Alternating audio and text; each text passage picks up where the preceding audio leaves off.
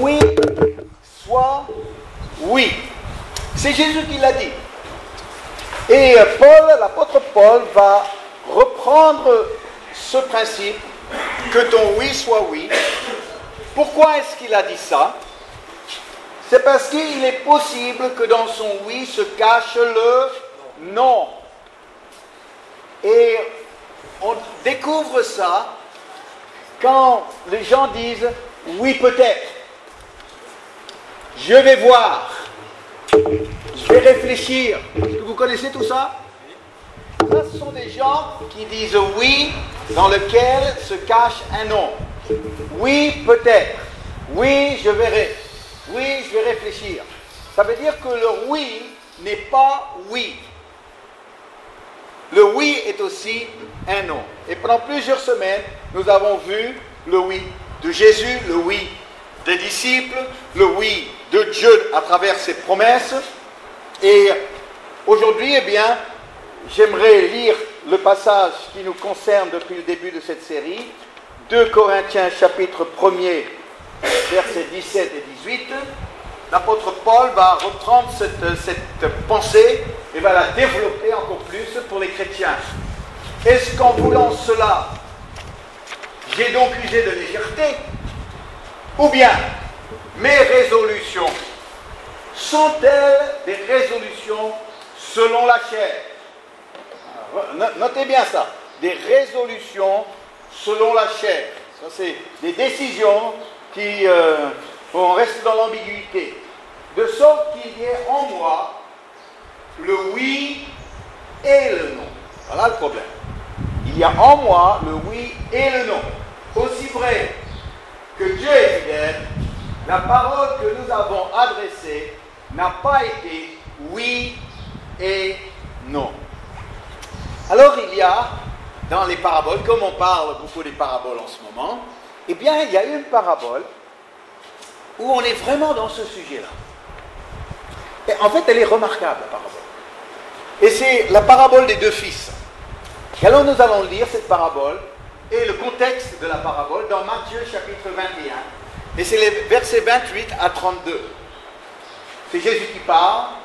Que vous ensemble, un homme avait deux fils. Et s'adressant au premier, il dit, mon enfant, va travailler aujourd'hui dans ma vigne. Il répondit, je ne veux pas. Un peu dur, hein, comme parole. Je ne veux pas. Ensuite, il se repentit et il alla. S'adressant à l'autre, il dit la même chose. Et ce fils répondit, je veux bien, Seigneur. Et il n'alla pas. Lequel des deux a fait la volonté du Père? C'est une question facile. Ils répondirent, le premier. Et Jésus leur dit, je vous le dis en vérité, les publicains et les prostituées vous devanceront dans le royaume de Dieu. Il parle à des pharisiens, il parle à des responsables religieux.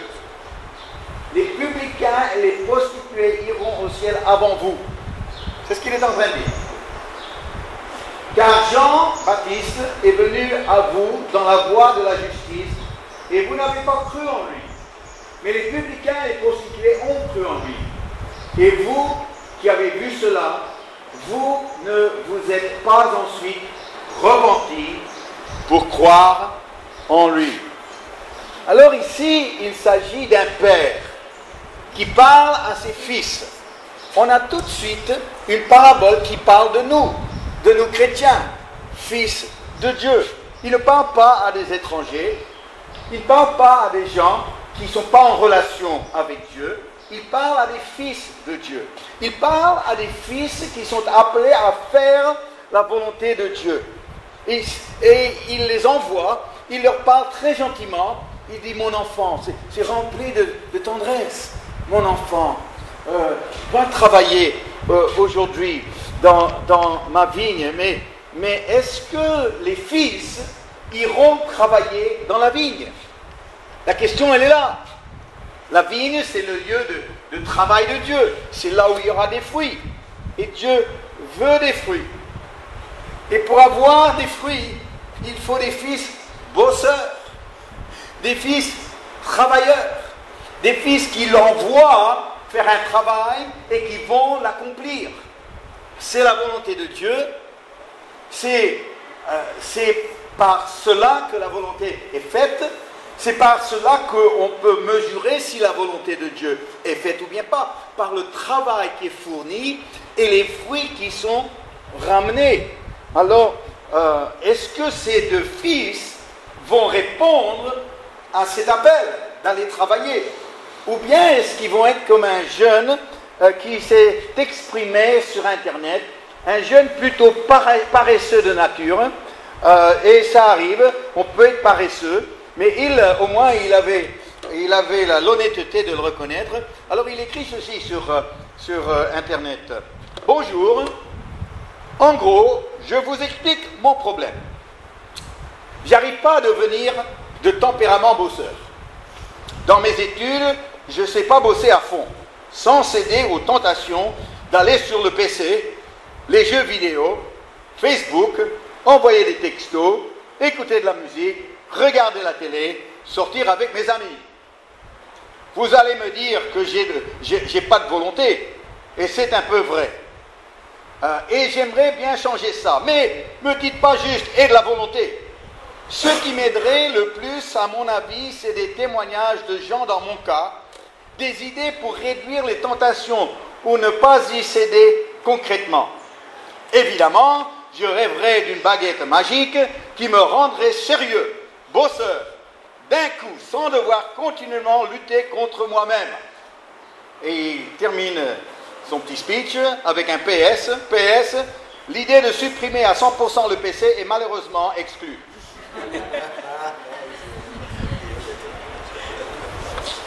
Il veut devenir travailleur sans travailler. C'est étonnant. Il veut devenir un bosseur avec un coup de baguette magique. Ouh. Ça veut dire que je suis paresseux aujourd'hui, mais quelque chose va m'arriver et demain je vais être un travailleur. Je vais être sérieux. Oui, mais ça ne se passe pas comme ça, jeune homme. Ça ne se passe pas comme ça. Alors parlons des deux fils. Le père arrive vers le premier, on ne sait pas si c'est le cadet ou l'aîné, j'imagine que c'est l'aîné. Et le premier fils répond vraiment très mal, je trouve. Je ne veux pas.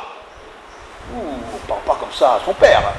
Moi, je parlais comme ça à mon père, j'apprenais cela, derrière l'oreille. Ah oui, on ne parle pas comme ça. Et il dit non. Pourquoi est-ce que les gens disent non à Dieu? Parce qu'on peut dire non à Dieu. Il y a différentes raisons que quelqu'un pourrait dire non à Dieu. Quand Dieu, avec tendresse, dit, mon enfant, j'aimerais que tu ailles dans ma vigne pour travailler. Non! Eh bien, on peut le faire parce qu'on a peur. Il y a des gens qui disent non à Dieu parce qu'ils ont peur de ce que le oui pourrait entraîner dans leur vie, les conséquences. Ça veut dire des changements, ça veut dire que peut-être qu'ils ne vont plus pouvoir continuer à vivre comme ils ont vécu. Ils ont peur. Et alors, ils préfèrent, pour se sécuriser, eh bien, ils vont dire non, je vais y réfléchir, c'est ça. Un personnage dans l'Ancien Testament qui a dit non à Dieu, c'est le prophète Jonas. Pour ceux qui connaissent l'histoire, si vous ne connaissez pas l'histoire, c'est court, il y a à peu près 3-4 chapitres, allez jeter un petit coup d'œil. C'est quelqu'un qui a dit non à Dieu. Dieu a dit, Jonas, t'es prophète, aujourd'hui je t'envoie à Ninive. Et puis Jonas, il a dit où? Et il a dit Ninive. Et il a dit, c'est où Ninive? Et Dieu il dit, par là. Il dit, ok Seigneur. Il a fait non. Non. Alors, Dieu était bien embêté. Il a dit, j'ai un prophète, je veux l'envoyer à Ninive, et il me dit non. Alors, Jonas, maintenant, je vais te travailler pour que ton nom devienne un oui. Et alors, bon, l'histoire, c'est que dans la fuite, il est sur un bateau, il y a la tempête, ils ont cru, ils sont très superstitieux les marins, et ils ont cru que c'était la faute de Jonas, sa présence, ils l'ont jeté à l'eau, il y a un gros poisson qui l'a avalé. Jonas a passé 3 jours dans le ventre du gros poisson, avec des algues sur sa tête, quoi, comme ça sentait pas bon. 3 jours il allait, après, le poisson, lui, en avait marre, il l'a craché, il arrive sur une plage, il dit, bon, Seigneur, c'était où, Ninive? Par là, ok. Maintenant, son nom est devenu oui. Moi, je vous encourage, ne dites pas non à Dieu. Ne dites pas non à Dieu parce qu'il y a un poisson qui vous attend pour vous avaler. Oui. Non, c'est beaucoup mieux pour tout le monde si tout de suite vous dites oui. C'est beaucoup mieux pour tout le monde. Hein?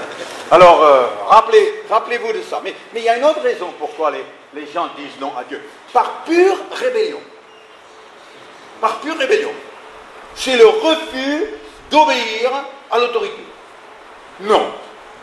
Il y a des gens qui sont animés par un esprit de contradiction. Vous en connaissez? Oh, de temps en temps, c'est même amusant, je trouve. Tu dis quelque chose et ils disent le contraire. Et là, il dit oui, non. Dis non, oui. Dis blanc, noir. Dis noir, blanc. C'est esprit de contradiction. Toujours le contraire de ce que tu veux dire. C'est quelque part, ça leur fait du bien de montrer qu'ils ne sont pas d'accord avec.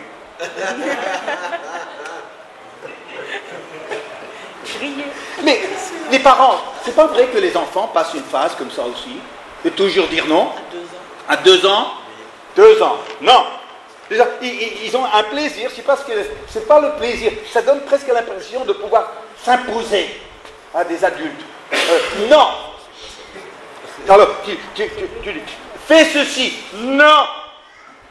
Fais cela. Non. Va à la boutique et achète-toi une glace avec cette pièce. Non. Peut-être que j'ai parlé trop vite. C'est sans réfléchir, c'est un réflexe. Il y a la rébellion. Non. Et puis quand Dieu te demande quelque chose, non, c'est trop dur, c'est pas le moment, c'est pas pour moi, ça me met trop sous pression, toute la liste. Non. Mais quelque part, il y a une notion de réaction, et dans cette attitude, il y a une notion de s'imposer, comme le Fils s'est imposé vis-à-vis du Père. Non. Mon fils, mon enfant, est-ce que tu pourrais aller travailler dans ma vigne aujourd'hui? Non. Mais il est réactionnaire, il est rebelle, mais dans son nom se cache un oui. Parce qu'on avait vu que dans le oui se cache un non, mais vous savez qu'il y a des gens, leur non cache un oui. Parce qu'ils savent se remettre en question. Parce que tous les coups, ils se sentent repris. Tous les coups, il y a une capacité de prendre un peu de recul par rapport à eux-mêmes, par rapport à leur réaction.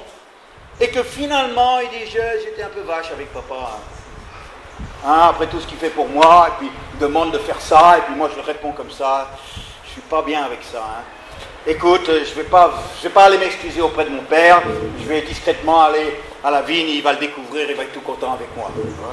Donc c'est la repentance, ça s'appelle. Il s'est repenti. Ça veut dire que je me sens un peu mal par rapport à ce que je fais. Est-ce que vous avez déjà vécu ça? Je me sens un peu mal par rapport à ce que je fais. C'est le début de la repentance. Ce n'est pas la fin de la repentance. C'est seulement le début. Parce que tu peux te sentir mal et après te dire, oui, mais je vais évacuer ça, ça ne vient pas de Dieu, ça. Et puis tu peux le sortir de toi. Mais si tu es sensible à ça, je me sens vraiment pas bien par rapport à ce que j'ai dit, par rapport à ce que j'ai fait, par rapport à ce que j'ai pas dit, ce que j'aurais dû faire. Je me sens pas bien. Et je vais essayer de me rattraper. Oh là là, ça c'est beau ça. Ça c'est Dieu quand quelqu'un a le sentiment de vouloir se rattraper, de rattraper une situation, de dire j'ai laissé partir trop loin, j'aurais pas dû dire ça, j'aurais pas dû faire ça, je me sens pas bien. Oui, mais ça demande trop d'humilité pour revenir et essayer de rattraper ça. Et aujourd'hui, vous savez, c'est libérateur. Le jour où tu peux vraiment te remettre en question, le jour que tu peux dire, je vais rattraper cette situation, je ne vais pas laisser ça perdurer. C'est l'attitude que Dieu cherche. Que dans ton cœur, tu te reprends toi-même. Tu te reprends toi-même. Est-ce que vous savez faire ça? Je me reprends moi-même. Oh! Quand tu arrives à faire ça, Dieu peut commencer à agir dans ta vie. Pourquoi? Parce qu'il y a l'humilité qui permet au Saint, qui attire la grâce, qui attire le Saint-Esprit, qui attire l'œuvre de Dieu. Une capacité de s'humilier et de dire maintenant, le problème c'est moi, c'est ce que j'ai fait, c'est ce que j'ai dit, c'est mon attitude, ça c'est pas bon, je me tiens devant Dieu et je suis pas bien avec ça. Donc je vais régler ça maintenant et comme ça je reviens à Dieu correctement.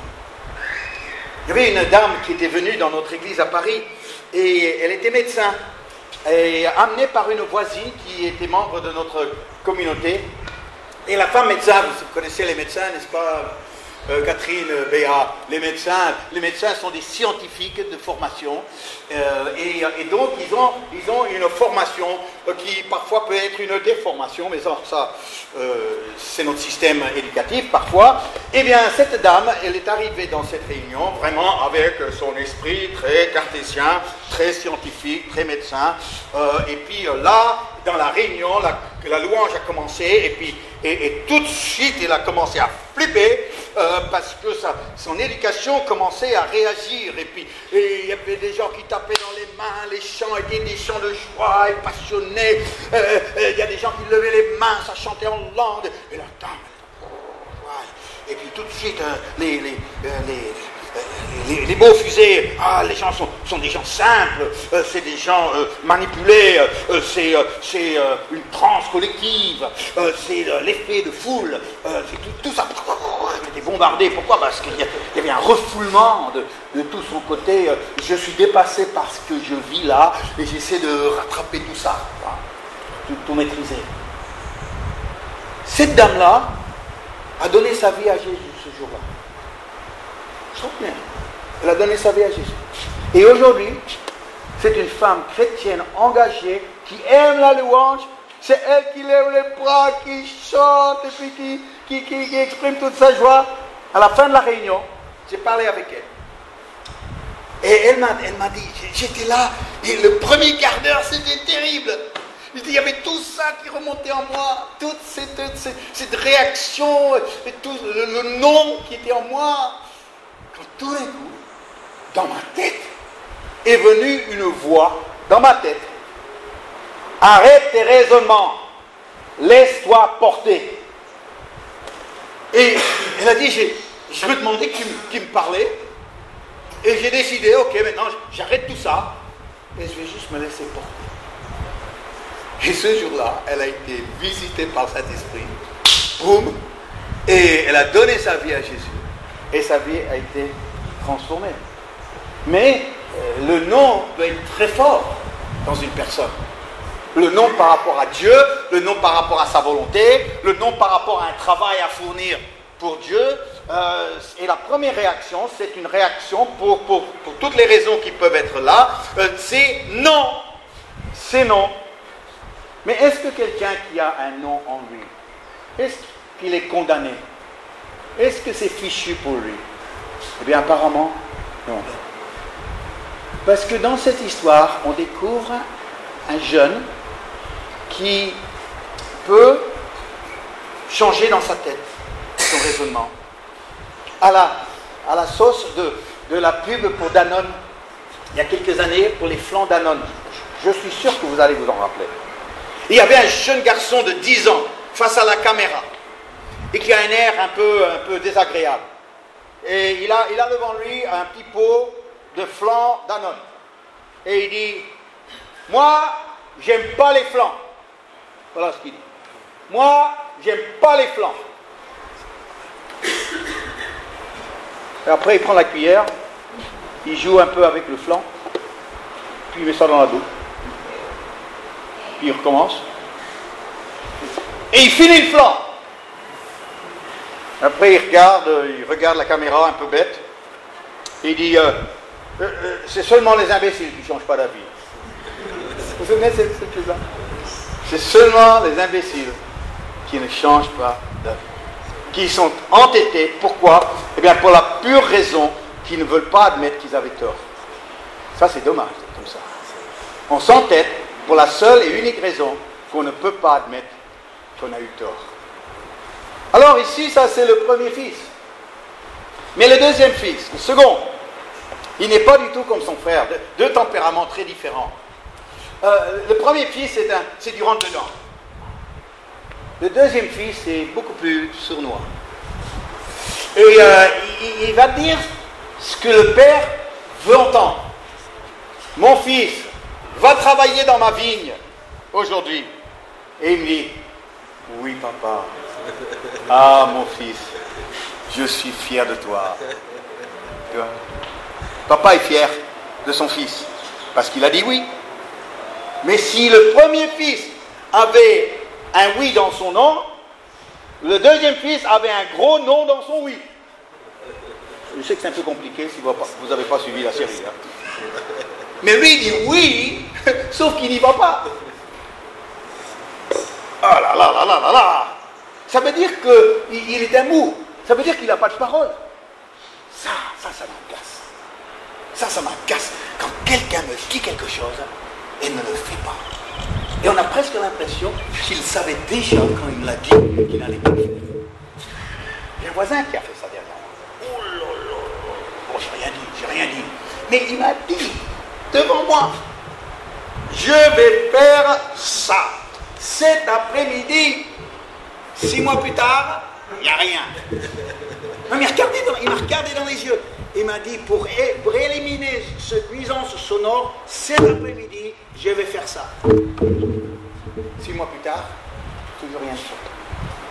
Beaucoup de gens comme ça. Et je suis sûr que pendant qu'il me le disait, il était sincère. C'est ça ce qui est terrible. C'est qu'il était sincère sur le coup, mais sa sincérité n'a rien produit du tout. Simplement, sur le coup, je lui ai dit merci. Ah ben écoutez, merci. Ah ben merci.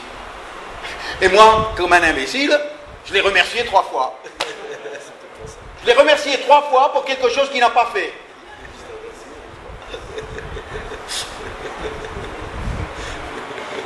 Alors quand son chien aboie, moi je sors le tuyau d'arrosage. Mais j'attends qu'il crée sa chenille derrière. Ah, le chien il n'aime pas l'arrosage, il n'aime pas ça. C'est éducatif. Ah oui. Ça le calme tout de suite. Hein. Il faut bien viser. Mais moi, ça règle le problème. Alors, j'attends qu'il dise pourquoi vous arrosez mon chien? Je vais dire le jour que vous faites ce que vous m'avez dit que vous allez faire, eh bien moi j'arrête l'arrosage, ça me coûte de l'argent, l'arrosage. Ça me coûte de l'arrosage. Mais c'est pas cher, oui, non, mais moi je préfère être au calme. En tout cas, ce garçon, il est mou, hein, il est mou. Hein. Moi, un garçon comme ça, je lui mets une claque. Ah non. Il dit oui à son papa, et puis il va pas. Alors ça veut dire qu'à partir de ce moment-là, on ne peut plus lui faire confiance pour la moindre chose. Maintenant, il me dit un oui, je dis, ah oui, je te connais. Ah oui, je serai là. Je t'attends pas, je t'attends pas. Pourquoi? Parce que maintenant, sa parole n'a plus de valeur. Et pourtant, il est bien intentionné sur le moment. Mais aujourd'hui, ce n'est pas les bonnes intentions, ni les bonnes paroles, mais c'est l'obéissance qui compte. C'est faire le travail. Et vous savez, si je vous en parle aujourd'hui, et si Jésus a cru bon de nous raconter une histoire qui rentre directement dans le problème de la valeur d'une parole donnée, c'est que beaucoup de gens souffrent comme ça, et beaucoup de fils du Père souffrent comme ça aussi. Beaucoup de fils du Père. Et le problème, vous savez, et j'ai longuement réfléchi sur ça, on se fait piéger nous-mêmes. Pourquoi? Parce que dans la louange, on dit à Dieu plein de choses qu'après on ne fait pas. Tu vois? Je te donne tout, je te donne tout, je te donne tout. Et à la fin de la réunion, je te donne rien. Qu'est-ce que je t'ai donné? Je t'ai donné rien sauf une chanson. Tu vois? Mais nous, on a ce chant. Hein? Bon, on n'a pas encore chanté, mais je te donne tout, je te donne tout. Et puis, on pense que parce qu'on l'a chanté sincèrement, qu'on le vit. Qu'on le vit réellement, mais on ne le vit pas. Sauf que parce qu'on l'a exprimé, on a l'impression qu'en le chantant, on est en train de le vivre. Mais on n'est pas. Je veux servir les projets de Dieu. Seigneur, comme toi, je veux être un serviteur. Je veux te servir, Seigneur. Tu vois la sincérité de mon cœur. Je veux te servir. Et une fois que la réunion est terminée, eh bien ça ne produit rien. Ça veut dire que j'ai chanté « Je veux te servir », mais une fois que je sors de ce contexte de réunion, ça ne se concrétise en rien. Qu'est-ce que j'ai fait comme service pour Jésus en fonction de ce que j'ai annoncé, déclaré à travers ce moment de louange? Seigneur, je veux faire ci pour toi, je veux faire ça pour toi. Et une fois que le contexte de l'Église est terminé, qu'est-ce qu'on fait de différent de celui que lui, il n'a pas déclaré ces choses-là, qui n'a pas chanté « Je veux te donner tout, je veux te servir, je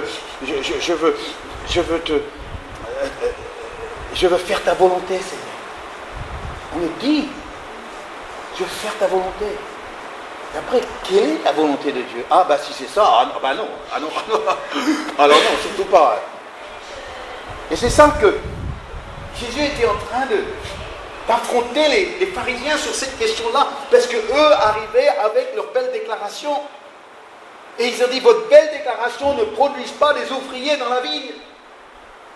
Et vous arrivez, vous donnez bonne conscience, parce que vous dites beaucoup de belles choses, mais derrière, ça ne suit pas. Et Jésus a dit, maintenant, les prostituées, les publicains entreront au ciel avant vous. Pourquoi? Parce que eux, même si leur style de vie, c'était un grand non à Dieu, eh bien, il y a eu repentance qui s'est produite dans leur cœur. Et ça les a conduits à un nouveau style de vie dans le faire.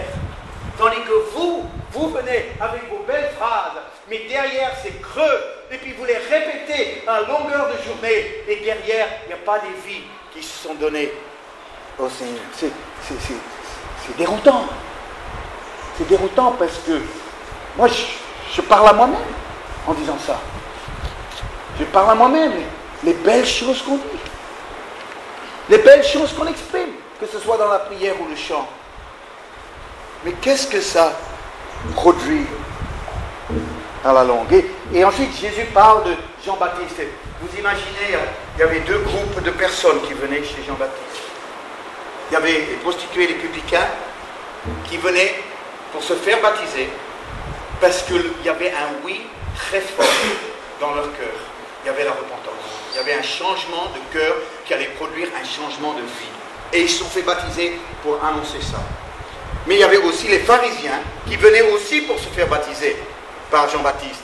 Mais pas parce qu'il y avait un changement de cœur, pas parce qu'il y avait repentance par rapport à ce qu'ils étaient, mais c'était pour paraître. C'était pour donner l'impression que, eh bien, eux, ils étaient du côté de Dieu aussi. Et quelque part, c'était pour valider leur religiosité. Et Jean-Baptiste les a dénoncés. Il leur a dit ceci, produisez donc du fruit digne de la repentance.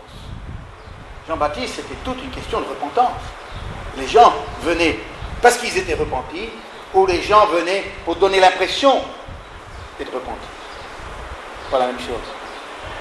Et aujourd'hui, eh bien, on peut donner l'impression d'un vrai changement de cœur, ou bien on peut le vivre réellement. Alléluia. Donc, le premier fils, non! Et après, changement de cœur, il va dans la vie. Deuxième fils, oui papa, bien sûr papa, je t'aime beaucoup papa, et je ne vais pas. Vous savez que dans l'histoire, il y a un troisième fils. Vous l'avez vu? Dans l'histoire. Vous n'avez pas vu le troisième fils? Eh bien, c'est celui qui raconte l'histoire. Le troisième fils. C'est Jésus lui-même. Et Jésus lui-même, c'est la troisième possibilité. C'est de dire oui, Père, et de le faire. Et dans le jardin de Gethsémane, le Père a dit, Jésus va travailler dans ma vigne. Et pour Jésus, travailler dans la vigne, c'était mourir sur une croix. Et dans le jardin de Gethsémane, Jésus a dit, oui Père, j'irai. Et le lendemain, il était allé. Le troisième fils, c'est celui qui Quand il entend « va travailler dans ma vigne », il dit « oui Père, je veux faire ta volonté, j'irai, je travaillerai pour toi. » Alléluia. Et il l'a fait. Et parce qu'il l'a fait, eh bien nous sommes ici aujourd'hui, 2000 ans plus tard, en train de se réjouir d'un salut si grand et merveilleux qu'il a accompli dans la vie. J'ai lu ces derniers jours qu'il y avait un militaire français qui a été tué au Mali. Vous avez vu ça? Au mois d'avril dernier, juste ces derniers jours. Et quand j'entends ça, on entend les hommages habituels. On ne se rend pas toujours compte de ce que ça représente pour la famille, pour les gens. Mais je suis allé sur un site pour voir les soldats disparus au Mali. Et j'ai été frappé par une photo d'un jeune militaire qui est mort au mois de novembre dernier au Mali. Il s'appelait Fabien. Il était un beau garçon, des cheveux blancs et des yeux bleus. Il avait 28 ans. Il était dans un véhicule blindé qui est passé sur une mine et qui a explosé. Et il n'a pas été tué sur le coup. Il est mort de ses blessures le lendemain. Et j'ai lu son histoire, ce qu'il avait fait, sa carrière militaire. Et j'étais frappé par un homme qu'on lui a demandé d'aller dans une vigne pour faire un travail. Il est allé au Liban, son pays qu'il aimait, son drapeau, ce peuple dont il était fier de défendre. Eh bien, son peuple lui a dit, Fabien, va au Liban pour faire un travail. Il a dit, oui mon général. Après il est rentré à la maison et puis il a entendu, Fabien, va en Afghanistan. Il a répondu, oui mon général. Et puis une première fois, le général il a dit, mais non Fabien, tu vas au Mali. Il a dit, oui mon général, tu as un travail à faire dans cette ville-là. Oui mon général. Il est revenu, il est reparti au Mali, sauf que cette fois-ci il est pas revenu. Et ce garçon a laissé sa vie dans la vigne, en train de faire le travail auquel il a été appelé à faire par son pays. Et quand j'ai lu ça, j'ai dit, Seigneur, on trouve ça complètement normal pour un militaire et pour nous. Est-ce que ce n'est pas aussi normal de dire que nous allons laisser notre vie dans la vigne, dans le travail qui nous a été préparé, et que quand le Père nous dit, eh bien Vincent, va travailler aujourd'hui dans la vigne, j'ai dit, oui Père, j'y vais. Et je vais y aller, et je vais travailler, et dans cette vigne-là, eh bien je vais laisser ma vie. Et puis là j'aurais fait la volonté de mon Père. Et là je me suis montré un vrai fils. Comme ce militaire s'est montré un vrai patriote. Alors aujourd'hui, eh bien, ce fils, ce premier fils, ce deuxième fils, eh bien, c'est nous, c'est toi, c'est moi, les chrétiens. C'est le Père dit, eh j'ai une vigne, c'est là où sont les fruits, et j'ai besoin des ouvriers de la vigne. Est-ce que tu peux aller pour moi travailler dans cette vigne? Qu'est-ce qu'on va lui dire?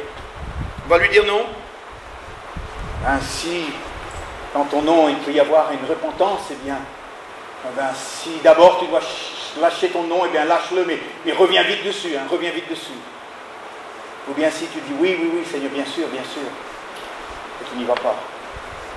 Ou bien le troisième fils, c'est Jésus, qui dit oui, il y va. Il laisse sa vie dans la vigne. Et nous sommes sauvés. Amen. Je vous invite à prier quelques instants avec moi.